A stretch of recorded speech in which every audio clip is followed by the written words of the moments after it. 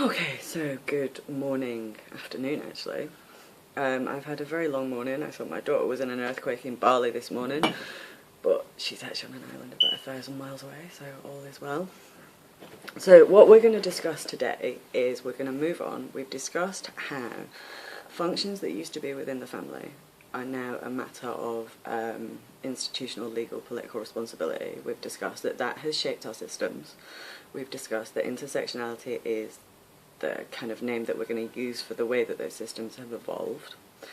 And we've discussed some of the functions that we now have to consider within the family unit. So we've discussed systems that emancipate from violence, we've discussed the care economy, and we've discussed the lack of understanding of intergenerational reciprocity and all these functions, which is actually mostly women.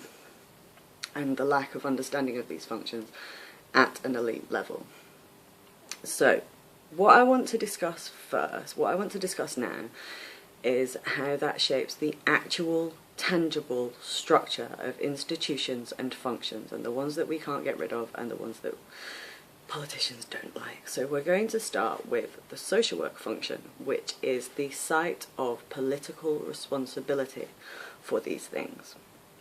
So, in order for policymakers and economists not to reflect on this stuff, we've had to have a function which has evolved over a long period of time within our political economy, which does reflect on these things.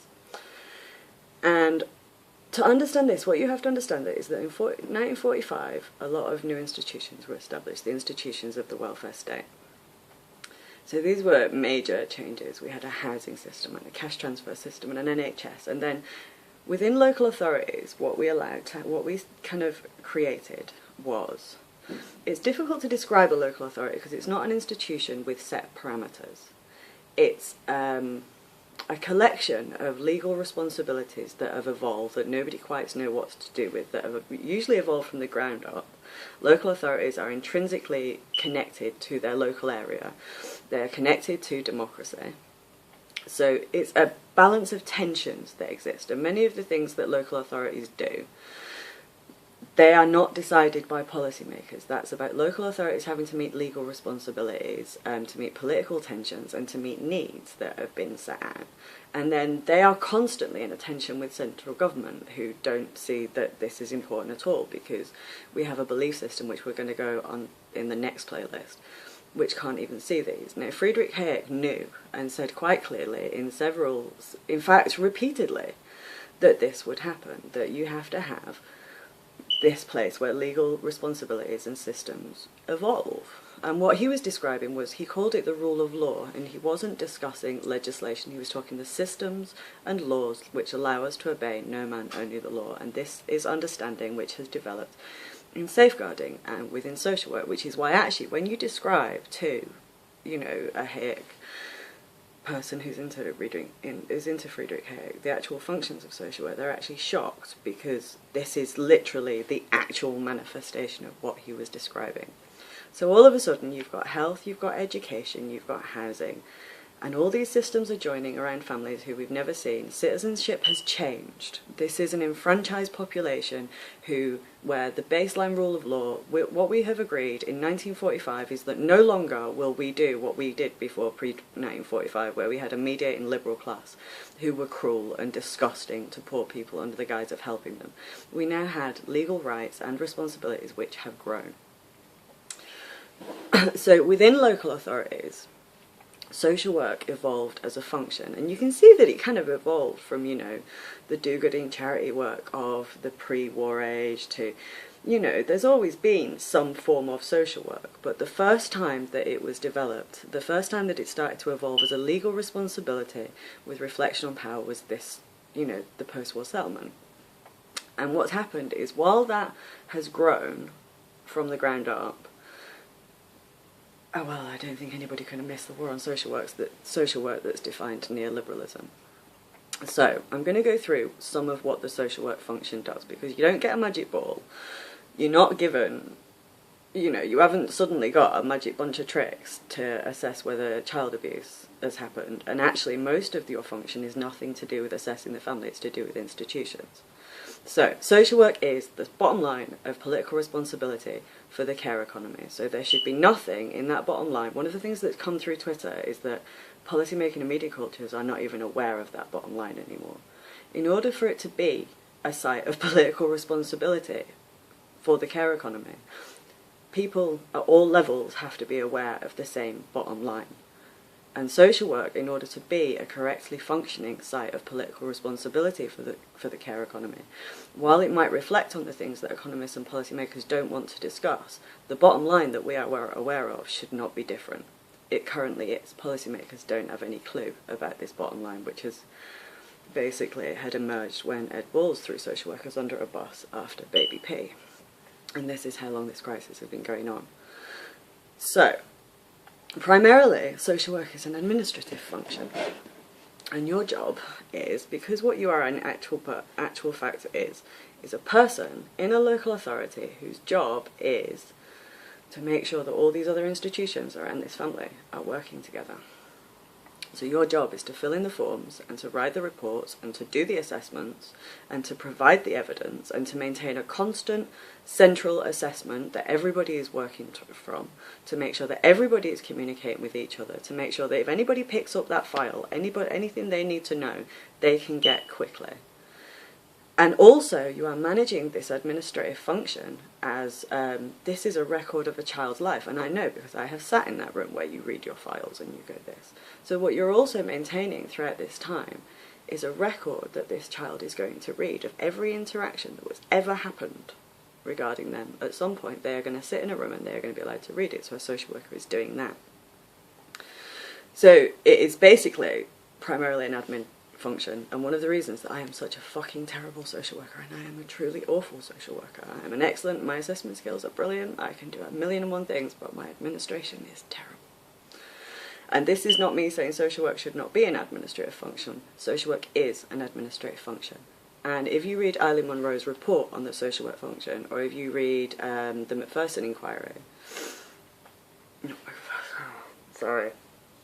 read any child abuse inquiry, you will see what happens, that this is about administrative systems. This is a systems analysis, and it's your job to continually learn from where things go wrong. And what we have in these systems is systems which learn from crisis. And these are administrative systems. So social work is an administrative role. So when you marketise children's services and when you fracture it down to more and more providers and you introduce, new providers and social enterprises, all you are doing is at this central point, this person has to fill out more forms and still manage that baseline. So they are overseeing the baseline of the responsibility that the local authority holds, and they're filling out the forms. This is not glamorous, this is not exciting, but this is essential. So it's a site of political responsibility, it's an administrative function. Within that function, there you are expected to reflect on whether we are meeting the rule of law. You are also a function who is required to synthesize theory into practice. And what this means is that you are the point in the political economy where the bullshit that is produced at elite level is hitting people. And these are vulnerable people. And you don't get to live in the fantasy world that the centre-left New Statesman writers get to live in. You have to live in the one where these policies are doing harm, because you have to mitigate that harm and you have to be aware of it.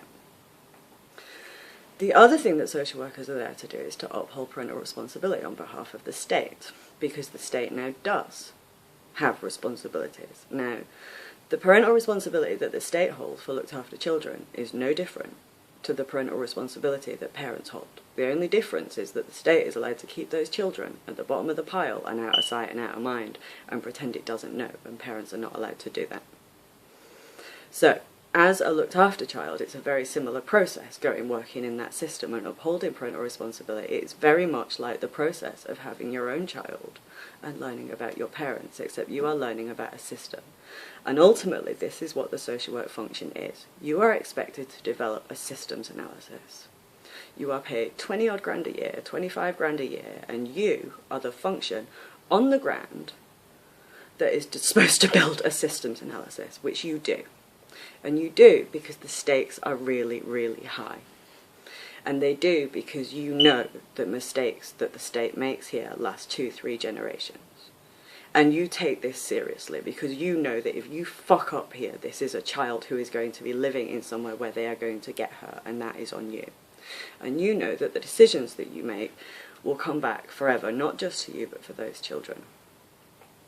And what I found out in 2010 was that the state had trained me to do this after parenting me, and that nobody at elite level had ever bothered to know that we kept a function that did this. Well, I'm here to tell you something quite interesting about social work. This was not a function that ever came into being because policymakers wanted it. And you can erode the institutions, you can erode local authorities, which we have just done. And all we will do, which is what has happened, is we will reach this point, which is the point at which we are now beginning to be aware of which laws and responsibilities we cannot abdicate. And that is, this function is one of these. And what we have revealed in the last 8 years is that the functions that social workers fulfill, we now need them to be kept at an elite level. So they need a function to synthesize theory to practice, so that they're not sending theory down that undermines the rule of law and damages people. They need to develop that reflection of how systems link together at the point where policy making is done, and not just at the point where the mess is cleaned up. And so what's important to understand is that the social work function is in crisis at the minute, and the profession has had war waged on them under this individualism that we've had for the last 30 years.